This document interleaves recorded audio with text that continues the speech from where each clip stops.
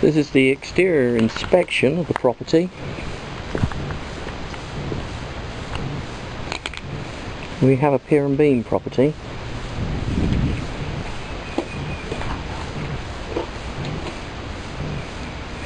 Well, you can see we have Romex cables running through here. We're going to check to see if they're actually live. I sincerely hope not. It's cut off. We're standing at the front right elevation. What I'm really trying to do is ascertain the stability of the structure. So I'm looking for cracks and stuff like that. A little bit of cracking up here. It's minor. Describe it as cosmetic. Moving to the right side elevation.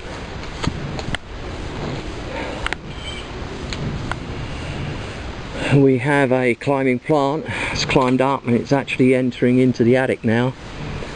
That is not a good idea. You really do not want these things. What's going to happen is it's going to get into the attic and it'll cause damage just by growing there. But in addition, its actual tentacles will actually cause problems with the brick. It breaks them and the mortar. Also, it's harbors insects and that enables them to get in easily. Insects such as, for example, termites, because they can use it to climb up. They don't like walking on concrete. So that ought to come off completely. We're at the right rear elevation again. I'm looking for issues with the actual structure itself.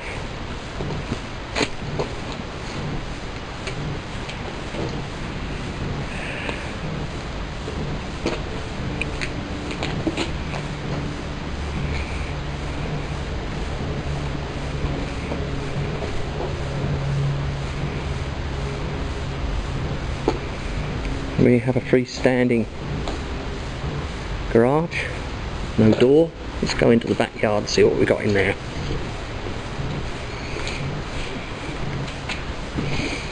We're now at the rear elevation, the right rear elevation. We have a bit of a settlement crack here. It's running down to the door. Nothing particularly great. We do have issues here though. You can see we got debris here. Oh, why that's there. Shouldn't be. In addition to that, we have an opening here, so that, you know, that needs to be filled. You don't want water getting in there. You certainly don't want to get in there when you've got electricity present.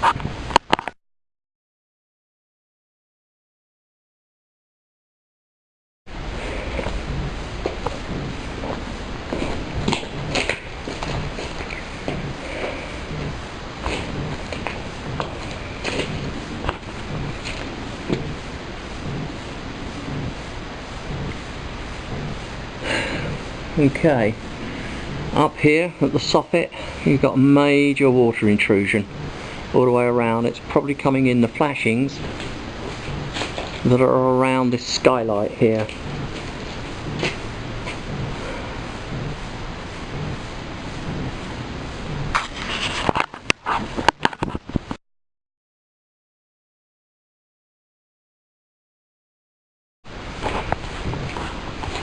We have ventilators here, and the ventilator's been broken. It needs to be resealed. You're going to get all sorts of things in there, rats mainly. When you get rats in there, the next thing that follows are snakes, because their main diet are rats. Let's move around here. I think this is a slab. So I think it's a slab. We have to wait and see when we get out here. It's all locked.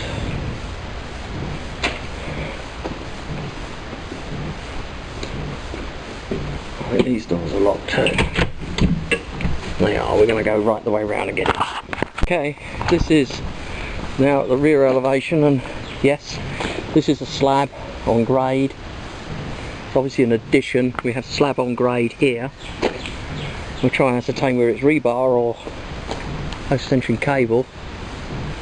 I'm at the rear elevation. I think we have a flat roof up here. I'm going to continue to look round. We have rot, a lot of rot on the doors, pretty well all the doors.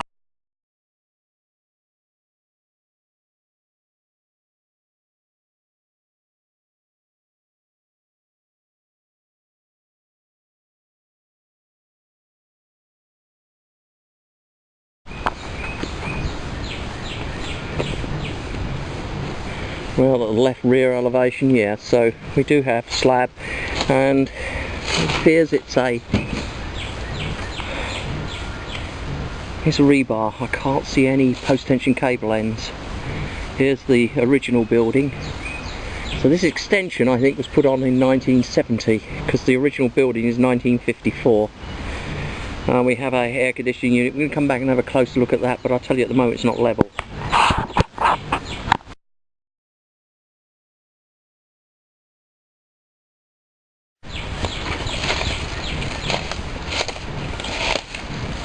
We have a tree here.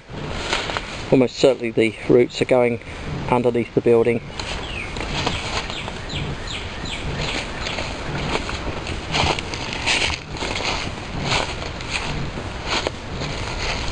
We have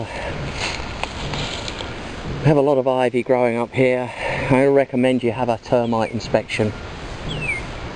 They love this stuff, termites. Absolutely love it. But I'd recommend you. I would assume in your buying plan that you're gonna have termites in this building. That's what I would assume. I wouldn't even bother with a termite inspection. I would assume they're going to be here. You need to cost for a complete treatment. Because if you haven't got termites, I tell you already you've got spiders, and you don't want those in either.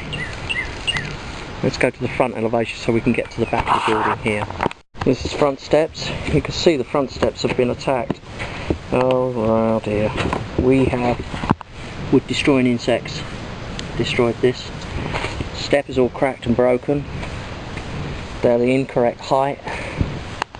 We're probably going to need to plan to take those out, rebuild them.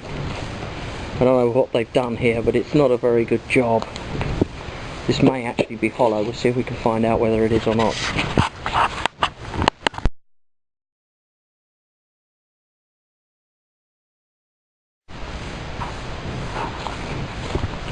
We're at the front left elevation. A lot of the electrical conduit that's been here for years is rusting out.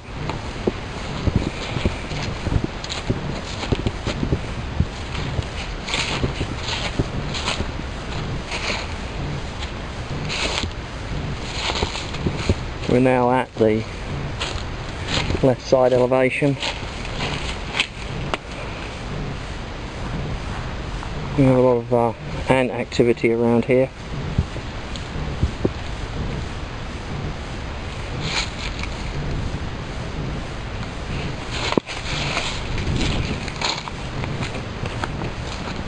And we've got a leaking sprinkler system at the front elevation.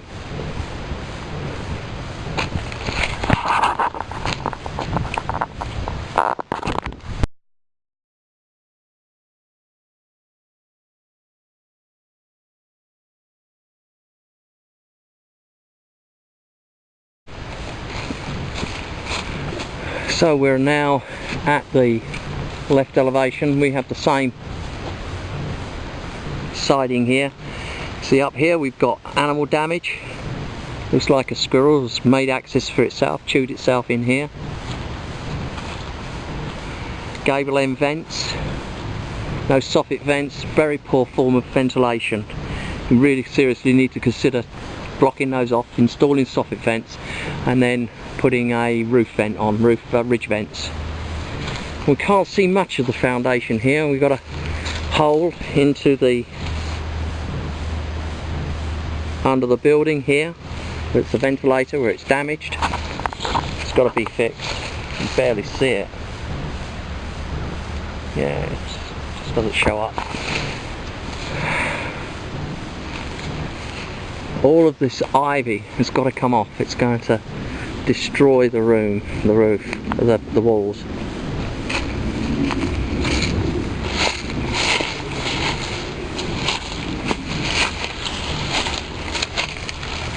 We have a grounding bar, but no ground.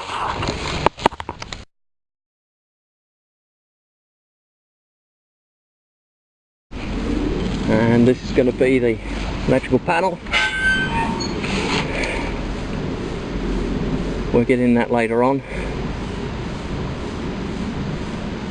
We've got 200 amp supply.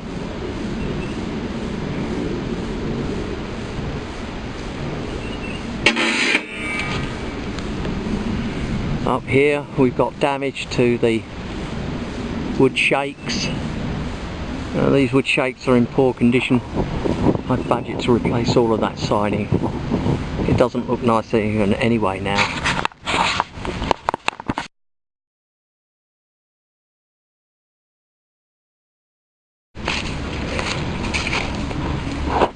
Now we have soffit ventilation here. That's good. It looks like it's comparatively recently put in. Now unless those vents, those gable vents are blocked, this isn't going to work very well. Yeah, we have soffit vents. That's good news. Let's go see if we've got soffit vents at the back.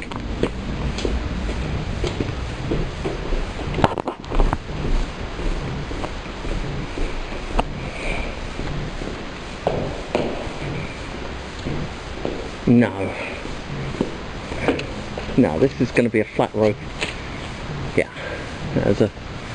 Yeah, okay. Let's get on the top of the roof and find out what we've got up there. Stand at the front, middle elevation. Shingles look in reasonable condition. Quite flexible. Drip edge. Was installed correctly at this elevation. Gutters look in good condition. I'd rate this roof as good at this stage. Let's go on the top and see what we can find.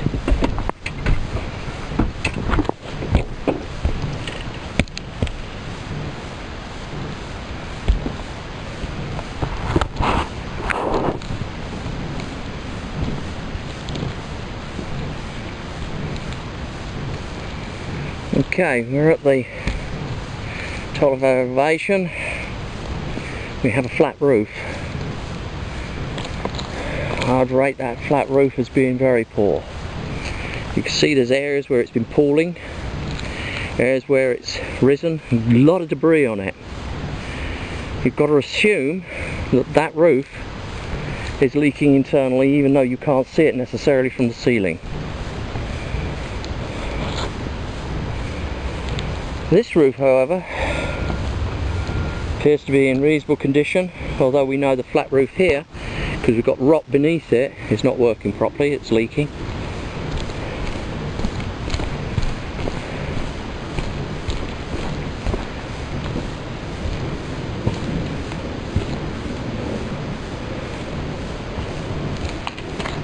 There's a lot of debris on these,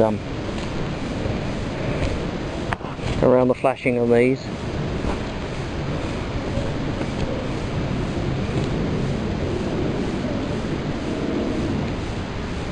This is the garage, and then we have another flat roof here, furnace in here.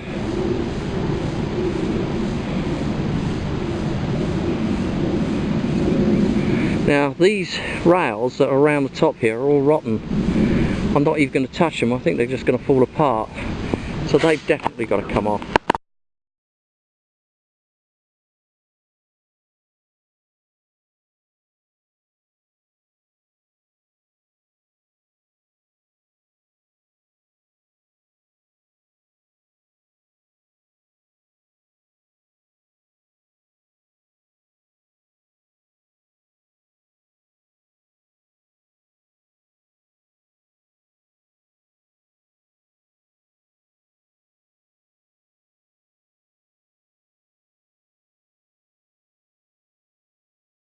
Now I'm not going to walk on this flat roof. It's never wise to walk on them anyway, especially as I can't see the underside. I don't know what condition they're in, and I don't want to go falling through.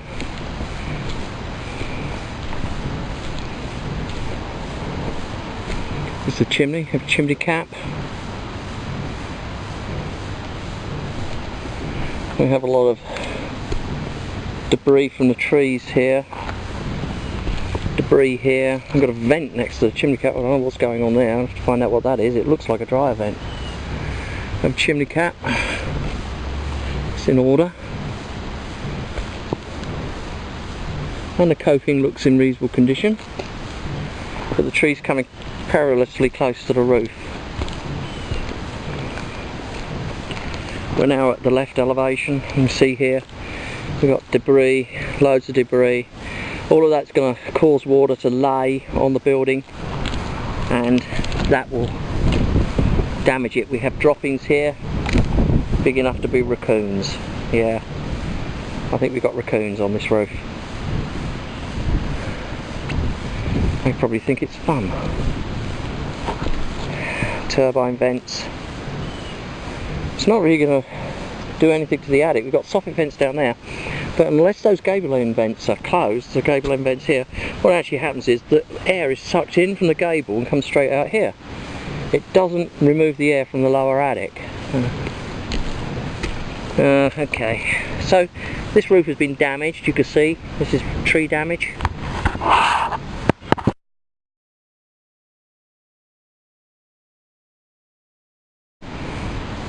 There's debris down here. See the way in which the shingles have been discoloured.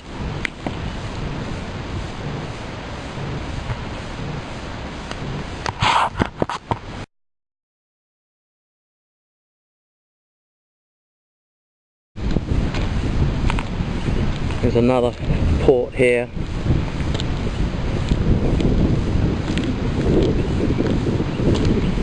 We've got a lot of damage, well, got a lot of debris on the flashings here. Let's see what is beneath here.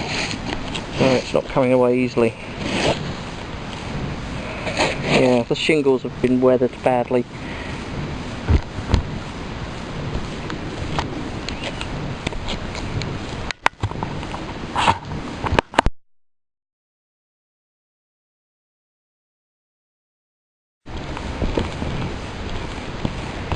Now we're going to move on to the roof at the right of the elevation.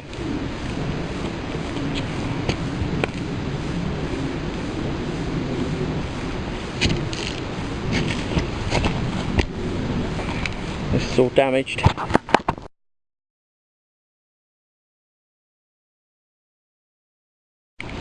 Okay, this is all damaged here, this feature. You can see the wood is rotting all the way around it.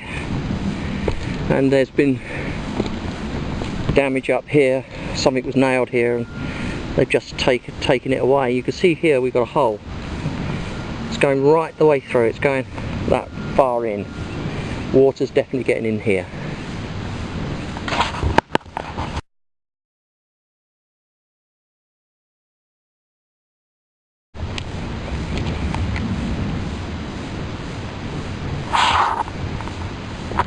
There's a domed skylight. It takes light into a hidden area. You can see that it's deteriorated terribly. It's all cracked and broken. Probably needs completely replacing. It's almost impossible to seal those things once that plastic flashing around it and the structure is gone. See, it once came down here. It's all gone.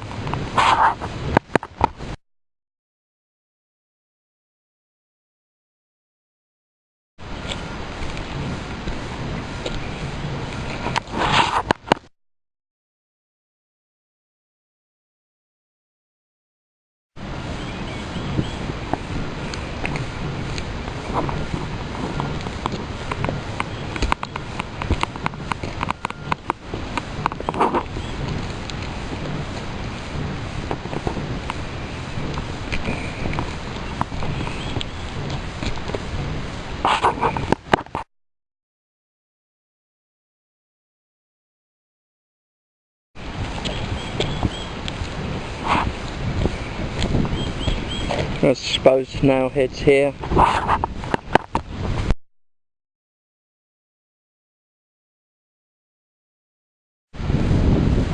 Now you can see along here on the gable end we have shakes. Some have fallen away, others are in the process of falling away. Most of them are showing signs of rot where they've come into contact with the roof, the shingle roof. See, we've got flashing here. Well, I can't tell. It doesn't look as if there's flashing. That doesn't mean to say it's not here. Tell you what, oh yeah, we have some flashing here. Oh, it's flashed, but it's in very poor condition. All the way down here it's in poor condition.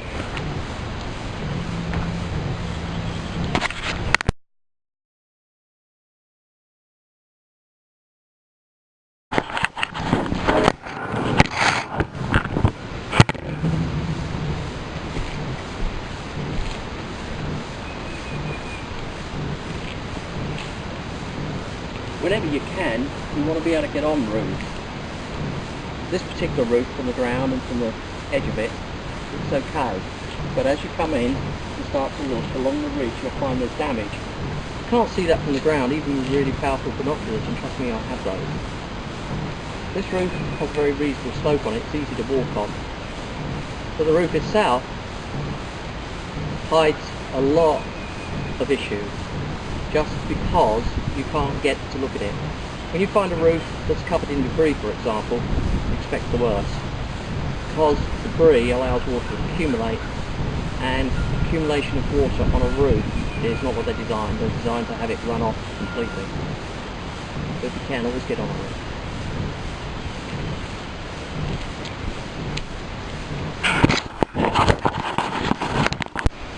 I'm now under the house, we're in the crawl space. The piers are in good condition, in fact they're very good. You can see here you have a metal shim. Well, it's more than a shim, it's actually a means of keeping termites from actually getting onto the wooden floor. They go between the pier and the wood, and they provide a barrier to termites.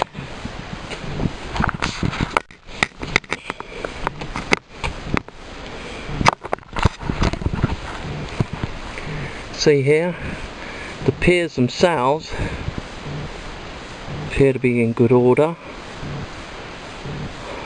The air conditioning ducting is all falling apart. There isn't a section that's not apart, so I'm assuming, my assumption is that the lower floor or the crawl space ducting has been removed. We hope to find it somewhere else, perhaps in the attic. A much better place for it than here. Well, there's a crawlway here, and it's going along with the sewer pipe we have. Our sewer connections here. See if we can improve the view.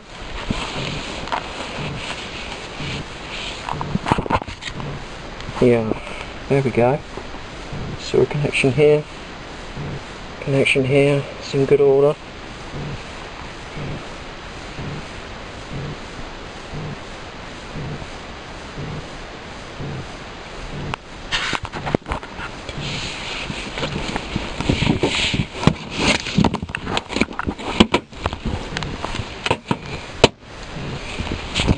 Along a little bit, see what we can find further down. Well, first thing we found is an electrical supply line. Can't tell where it's carrying bolts. I'm assuming that it is, and it's touching the ground, and we don't want that at all, ever.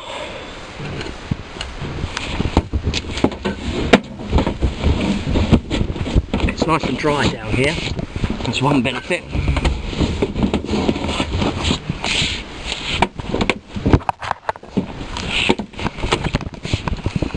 Crawling along next to a sewer pipe, got more electrical cables, and also here's the old plenium, been disconnected.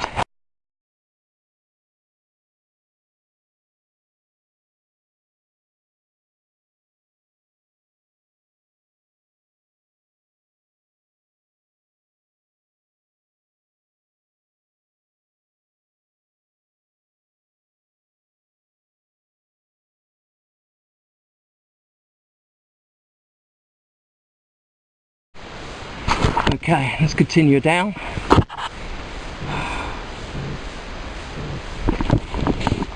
We have a water leak there, but it doesn't seem active.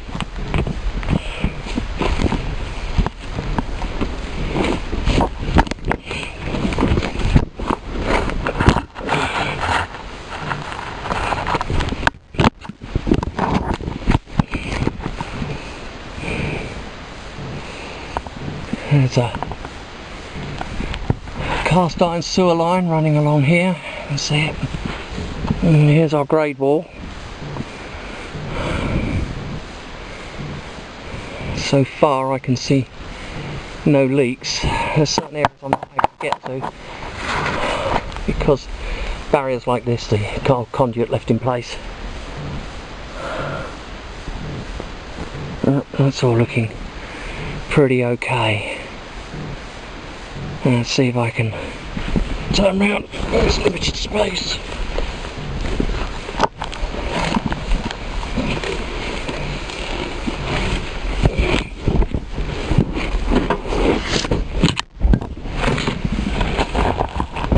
There's a Romex cable on the ground here. All of those have got to be lifted up off the ground.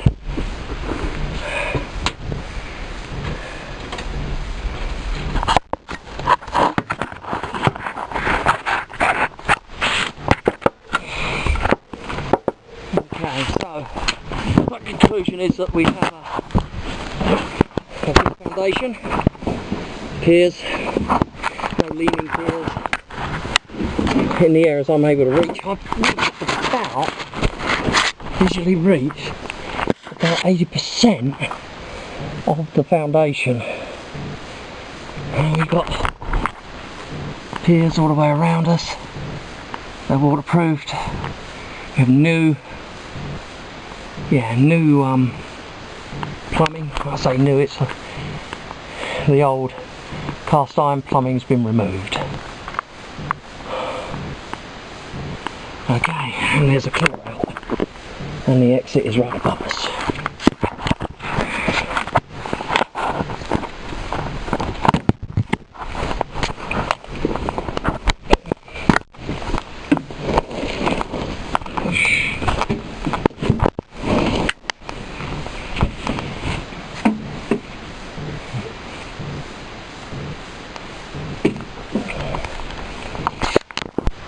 We're in the attic, next to the attic hatch. A lot of damage to the insulation.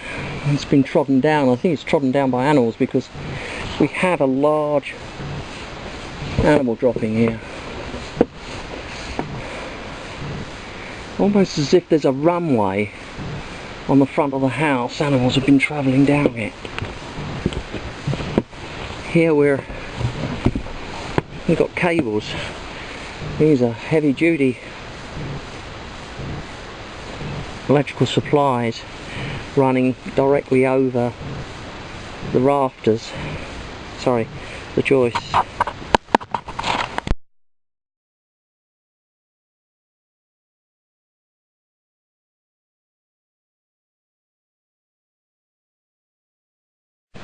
The air conditioning unit looks in poor condition.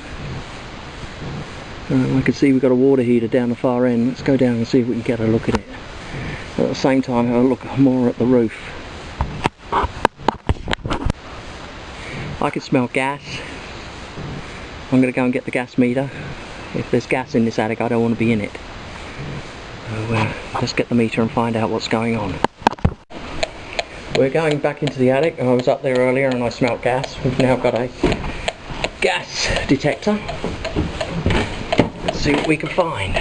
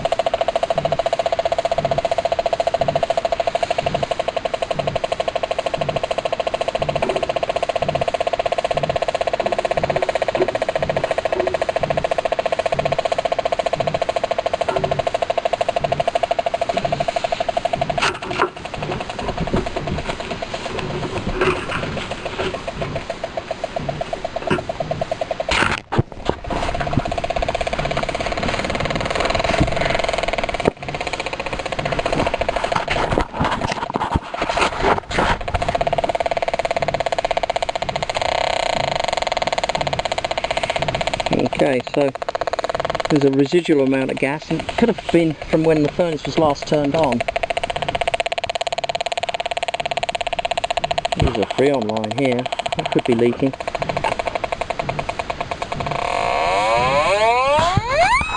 Okay, here we are. We have a major gas leak. It's on the main gas line. There's a lot of gas up here.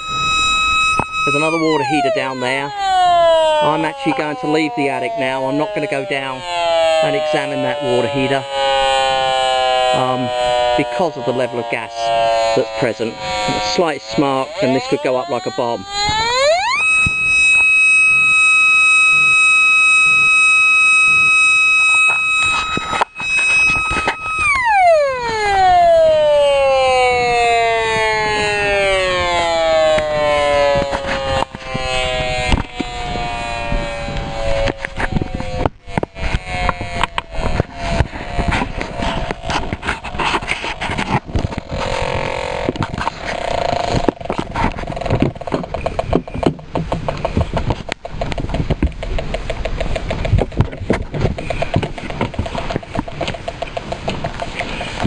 So I still want to inspect as much of this attic as possible, so what I'm going to do now is I'm going to turn the gas off at its source outside, and then we'll leave it for about 30 minutes, maybe an hour, and come back and have another look at the condition of the attic, the equipment and the electrical supply. But I can tell you now that the furnace and the air handler is in poor condition, and you must assume that's a complete write-off.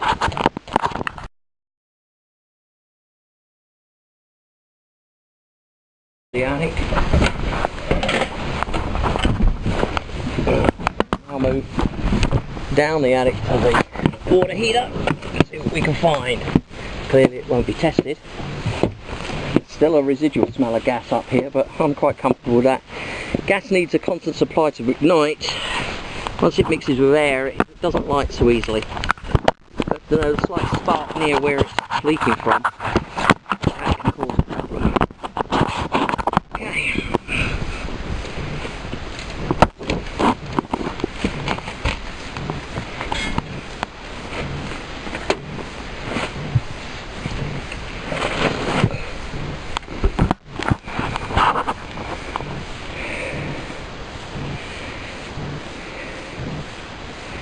Yeah, the air handler is, I condemn the air handler, and also the ducting.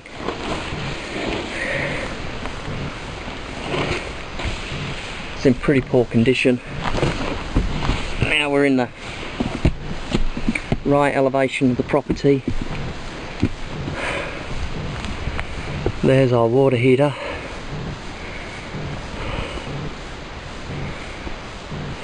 There's no drip legs on it. Got a lot of crap on it.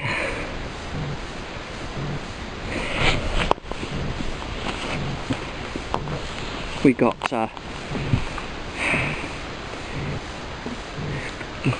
cables here that have been trodden on. See them here.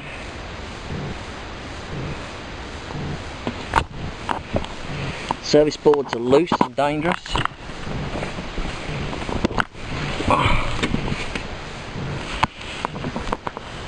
Rats have been sitting on the top of the water heater.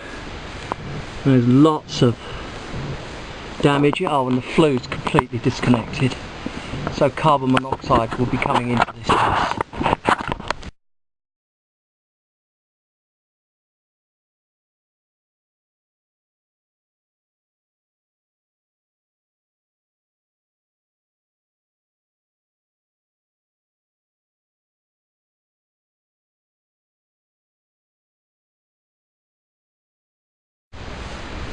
Okay, so there's an enormous amount of rat droppings everywhere.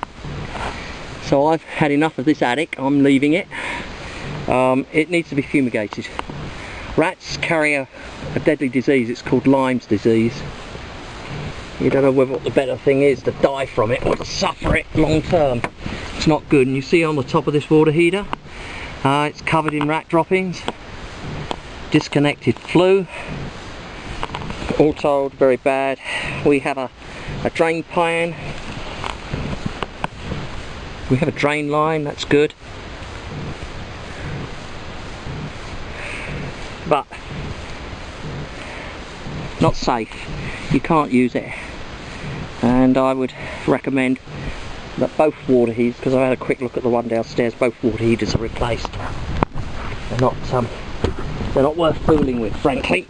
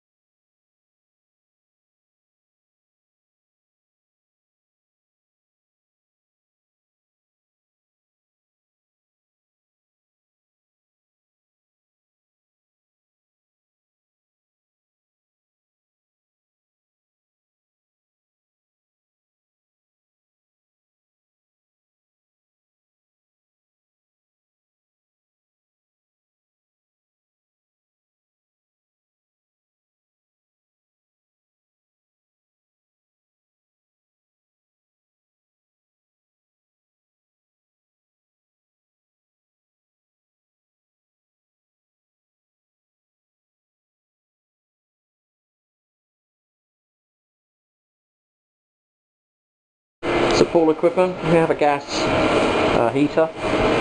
The gas is off, isolated at the moment, and even if it wasn't I wouldn't run it, because we have a lot of water leaking from the inlet outlet valve to the water heater itself. You can see it dripping down there. It's been dripping for a while. Now, just a tip, any sort of water heater has a leak on it, becomes very suspect. They could damage very quickly. There's a lot of gas being burnt and a small amount of water being passed through it to heat it up quickly. As a result, you can have a fire in that unit in an instant. So I would recommend that the whole unit is decommissioned and serviced and then brought back into commission. Here we've got the filter right at the top here. We have a water leak. It's been leaky for some time. See, there's a lot of water down here, and there's more leaks around the pipes here.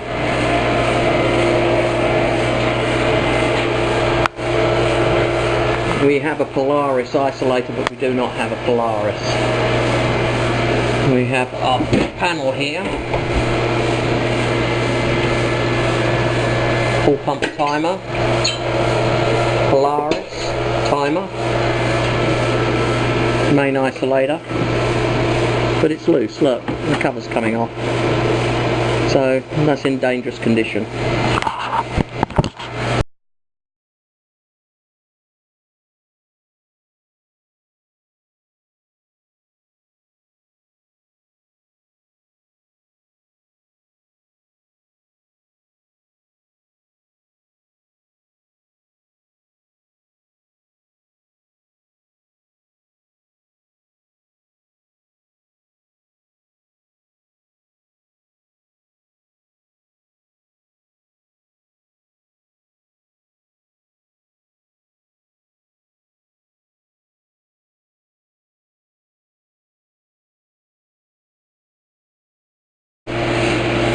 Now the pool equipment itself is not correctly mounted. You can see it's actually mounted on timber. That's gonna rot. There's just no doubt about it. What we should see here is a concrete plinth that should be installed. Otherwise, it's always going to move, and there's always going to be an issue with it breaking and leaking. It's a very unprofessional job to install it this way, frankly.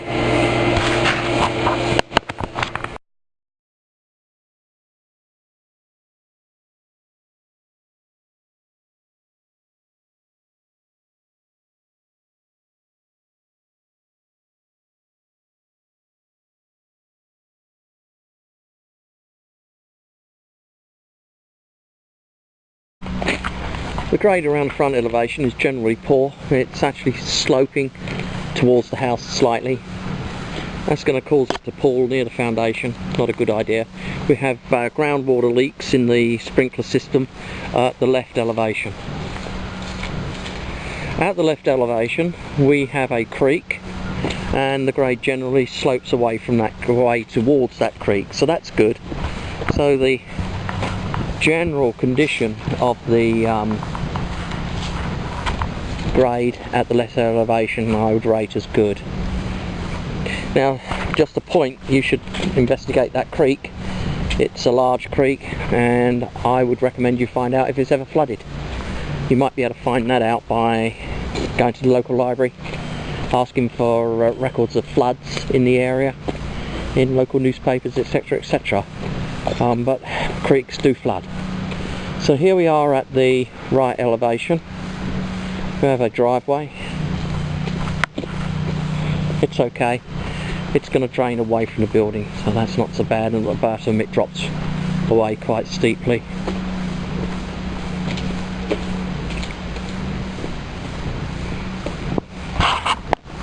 We've got a lot of conducive conditions for termites, these old sleepers of wood. And we have a large building at the far end.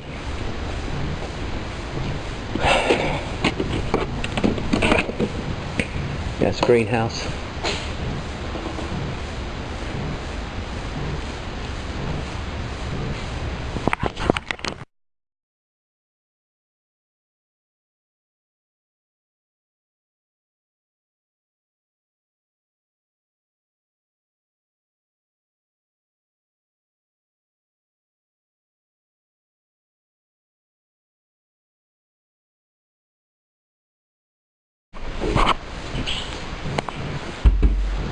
We're doing the window inspection.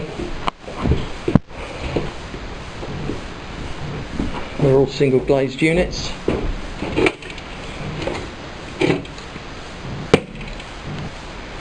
There's blue bottles here, indicates there are dead rodents around.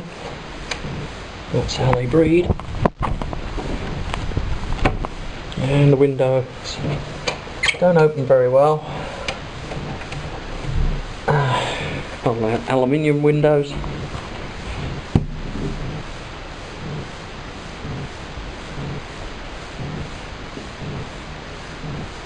They're generally in poor condition.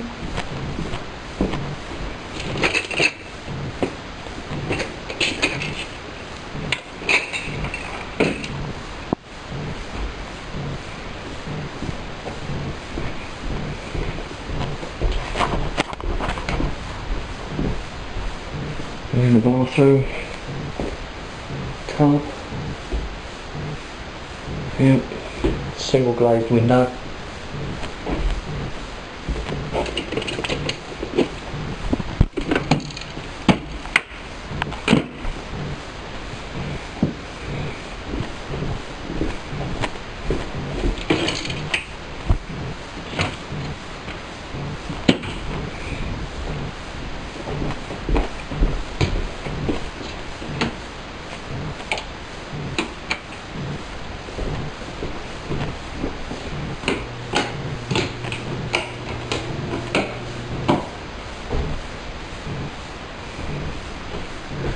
The extractor up there is in poor condition. It's open to the attic, and it actually exhausts into the attic.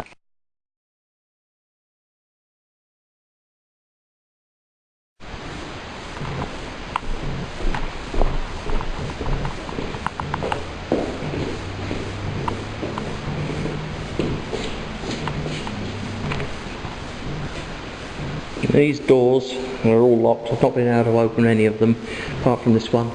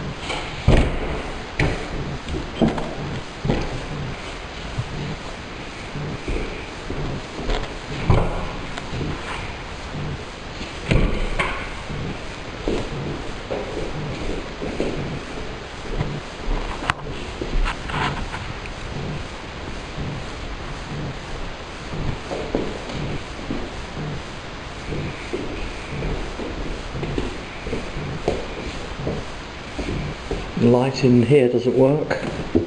Oh, perhaps it does. It does. I'm pleased with that. Good. Moving through into the front. Again, it's the aluminum window frames.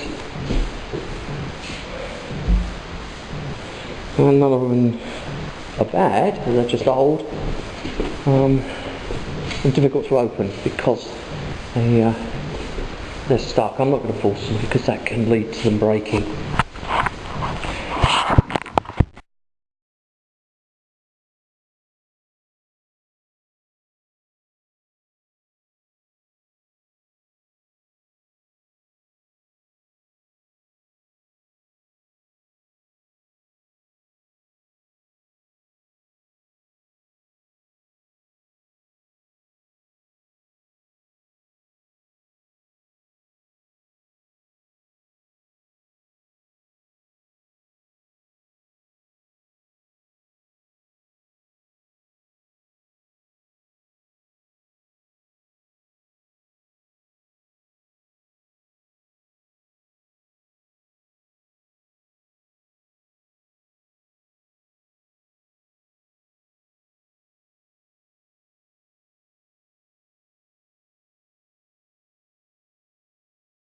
This is the main board. We have a 100 amp breaker here, and you can see that it's overheated. It's actually melted. It can't be used.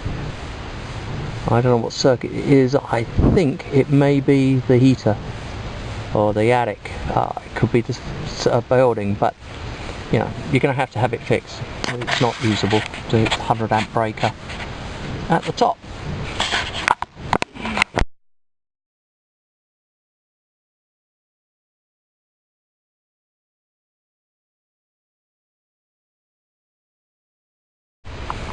We have exposed electrical wiring. This is low level for lighting. It's exposed. We've got the cables incorrectly run into the ground. They shouldn't be. They should, even if they're low voltage, they should actually be in a conduit. We have a illegal use of a cable here. It's running underground. We've got Romex cable here. Let's go and find out if that's live. Okay, we're at the front elevation. We're doing the electrical inspection. I'm trying to find out if these cables are live.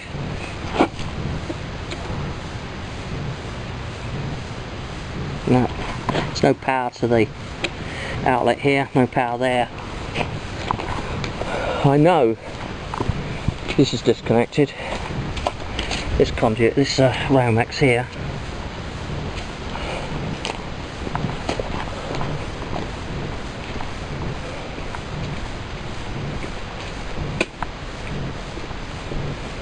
Let's go around and see what we can find in these buildings, if we've got power in or not.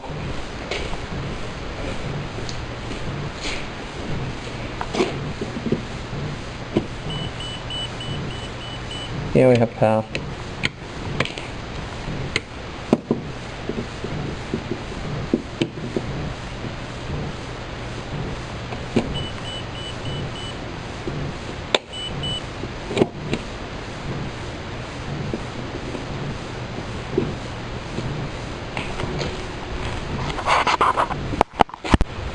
We have no power at the outlets.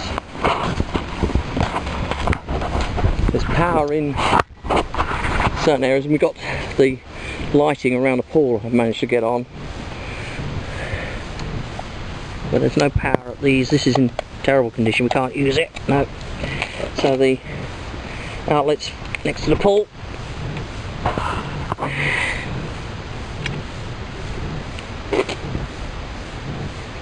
You see that light there's on, but I'm not actually sure how I turned it on. If I turned it on, actually. Let's go down and have a look at this outbuilding here. This is a sprinkler system.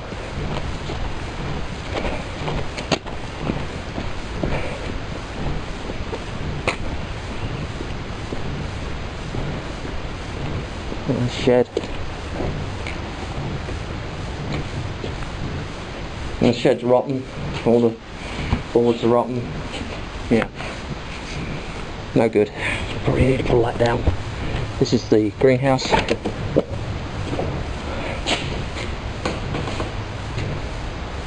We have the gas lines. We can't put the gas on because we've got that massive gas leak in the attic. And there's no power, as far as I can see, determined to the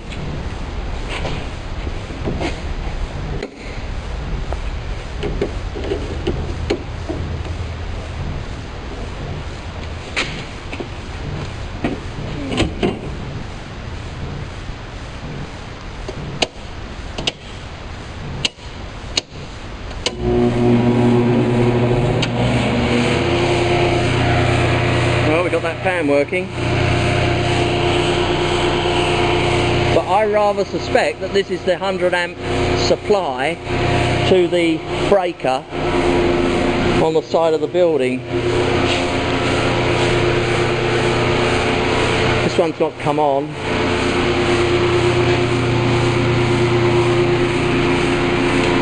We have a water leak here, it's been running for a long while.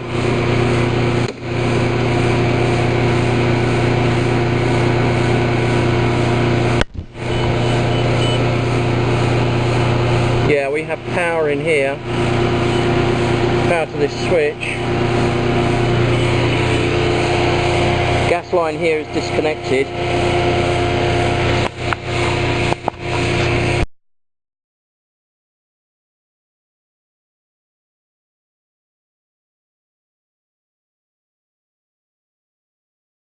It's the other heater, and it too has got rusting heat exchanger.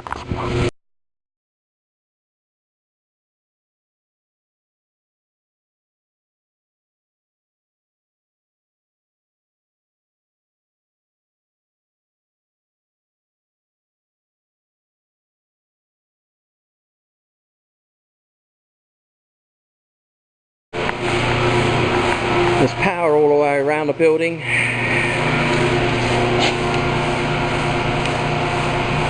There doesn't appear to be any power here though.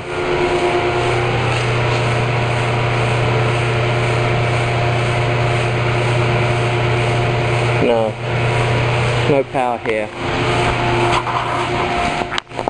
Are 2-wire outlets. Now, don't get me wrong, there's nothing wrong with 2-wire outlets, but they do actually prevent you from having a ground, because that third wire is the ground, and that is a safety issue. Most of the times that's mitigated in today's buildings, because although there's no power here, although it's a safety issue, the devices that we buy, electric drills, hair dryers, they're actually triple isolated, so you can't necessarily get a shock from them. Okay, brought that on and it works. So there's a 3-wire, it's GFCI. It's probably not 3-wire, but GFCI works on a 2-wire system. Even if there's only, even if there's only 2 wires, it still works with a GFCI. Now come through here, see if this one comes on now. It does, and it's turned off the one next door, which is good. So we can't test those outlets. What I'll do is I'll probe them with a voltage tester just to see if we got some volts on them. I think we're going to, but the only way I'm going to find that out is stick a probe in. Going 2-wire, 2-wire, 2-wire, going into a small bathroom, and 2-wire here, 4 2-wire, and we have the GFCI, which is good.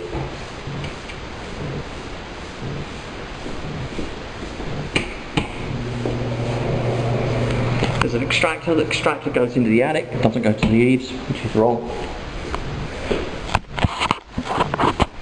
There we are. This is an outlet, and it's not GFCI, it's okay, it's up here, but here's the problem. You can plug something in with a lead, and even though it's more than 3 foot away from water, I'd always recommend putting GFCI in these type of positions.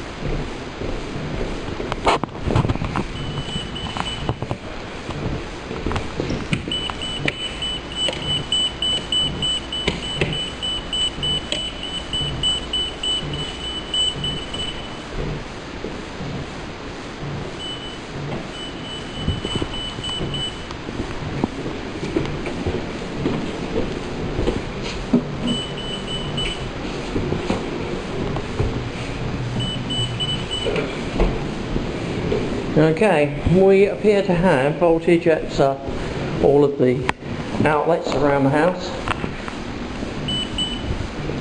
which is good news. The condition of the wiring under the house is pretty fair. I think what I would recommend is some remedial work in terms of getting it strapped up on the joists, floor joists, rather than leaving it hanging as it is.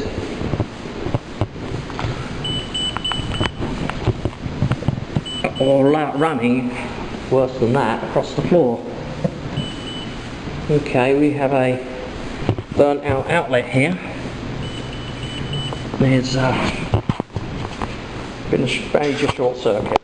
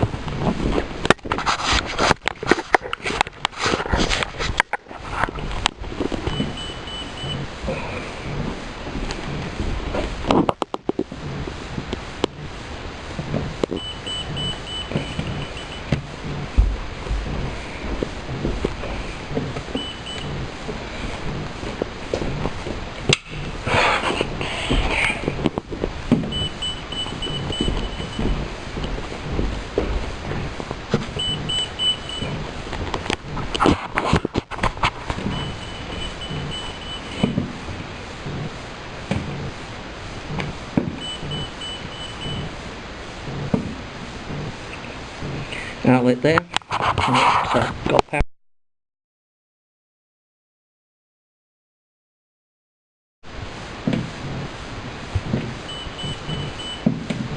There's two outlets without power. It's got power. Okay. So a couple of outlets missing power.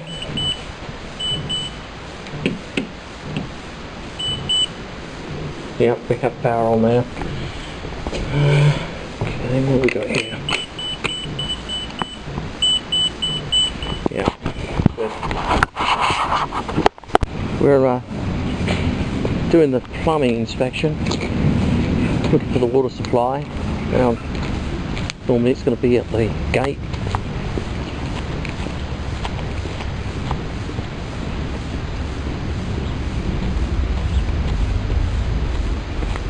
And we are at the curb.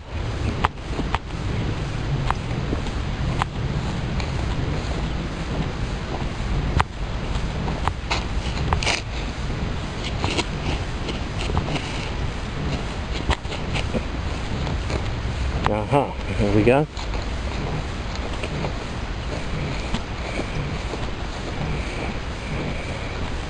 Water meter is below this cover here. Now I've been under the house. I know there's no leaks under the house, but I do know there's various things that are leaking around the house. In the garden there's a couple of hose bibs. There's leaks on theirs. The water sprinkler system has a leak on that.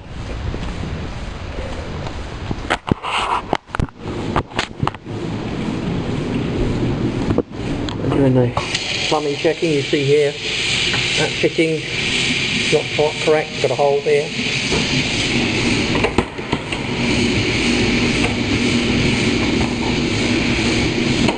Shower blocks here.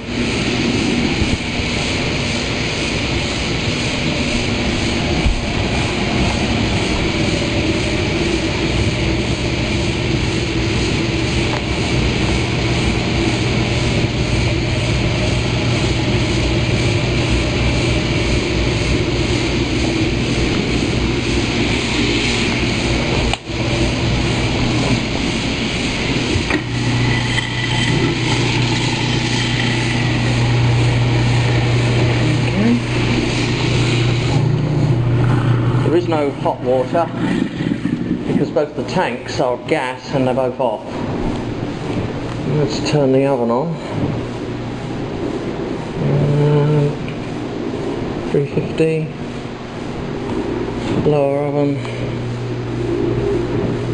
350. Bake. Bake. And it's got an integrated microwave, which I won't test because I can't really tell what's what with those things.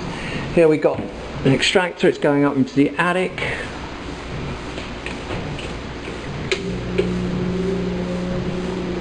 The extractor's working.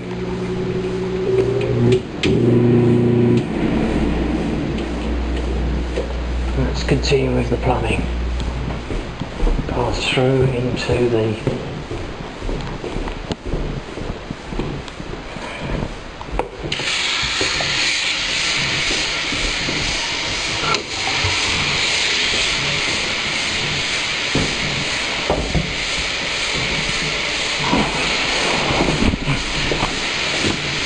damn it, bloody well sprayed me. I hate these when they come straight at you.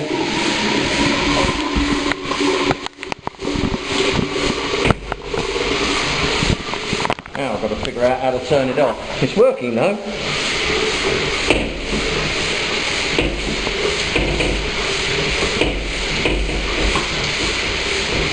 There we go, that's off. It works.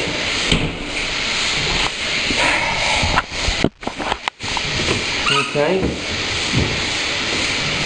The air conditioning unit is draining here.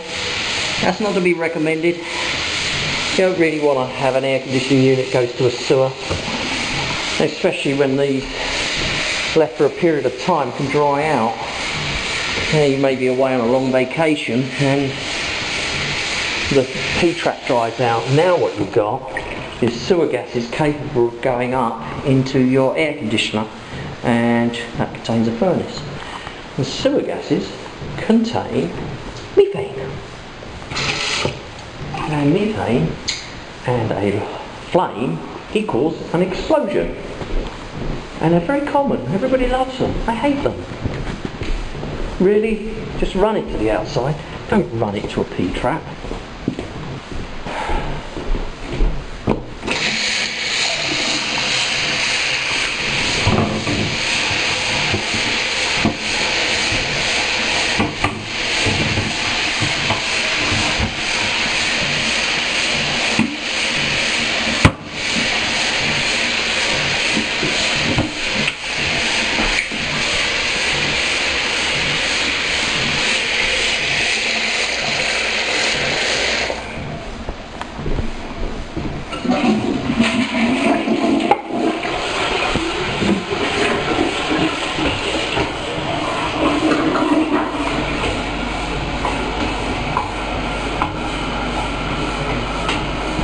Light in the shower doesn't work.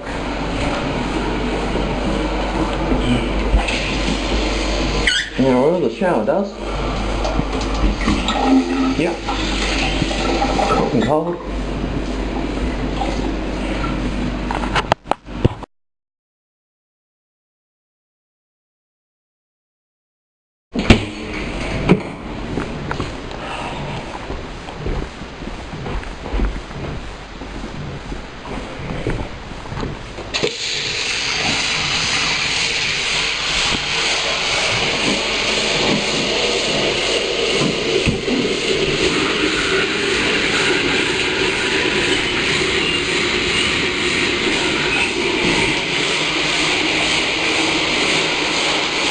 Shower works.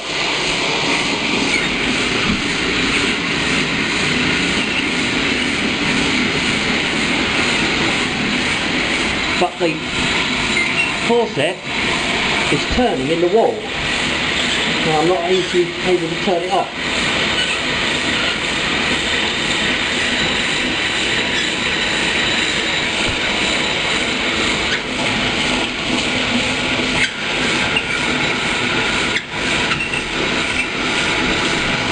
Okay, there's a great problem.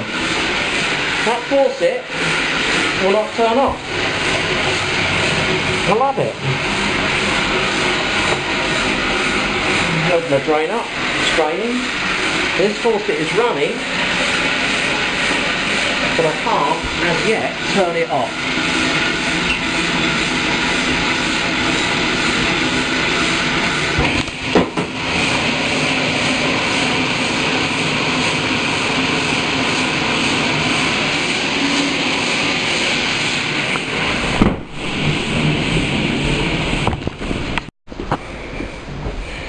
just had a major flood in this room. And I managed to turn it off. You could see that the faucet came away. And it just started to flood out. There it is there. I've turned the water off at the street, so we won't get any more coming out. But of course that's got to be fixed before the water can be switched back on again.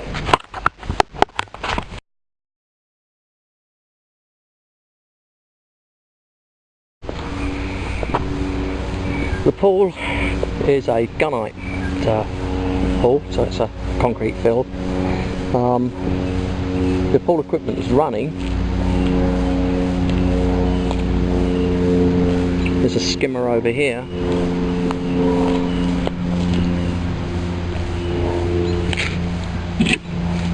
And it's completely full. It does show it's working. The drain is located at the deep end. You can see it down there.